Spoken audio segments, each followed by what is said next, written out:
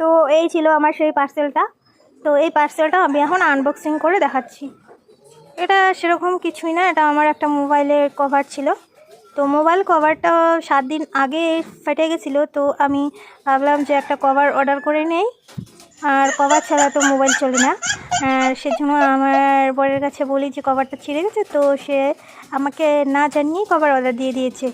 তো ওকে আমি আবার বলেছিলাম যে আমার জন্য কিন্তু ডিজাইনের একটা কভার নিও, তো সে কী করছে, সে একটা এই যে সিম্পল কভার অর্ডার দিয়ে দিয়েছে। আমরা মেয়েরা কিন্তু পছন্দ করি যে কভারটা একটু ডিজাইন হবে, প্রজাপতি থাকবে বা ফুল থাকবে এরকম কিছু। তো আমার বর আমার জন্য একটা সিম্পল কভার অর্ডার দিয়ে দিয়েছে। তো আগের কভারটাও কিন্তু এরকমই সেম কভার। তো আমি আগের কভারটা দেখাচ্ছি তোমাদের। এই দেখো, আমার আগের কভারটা এরকম করে ফেটে গেছে, তো সেজন্য একটা মোবাইল কভার অর্ডার দিয়ে দিলাম। তো বন্ধুরা, তোমরা বলো, সেম কভারটা দিয়ে ভালো লাগলো না ডিজাইনের কভার দিলে ভালো লাগতো?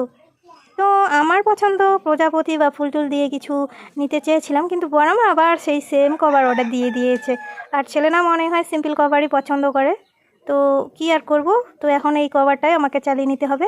তোমরা বলো কভারটা কেমন হয়েছে।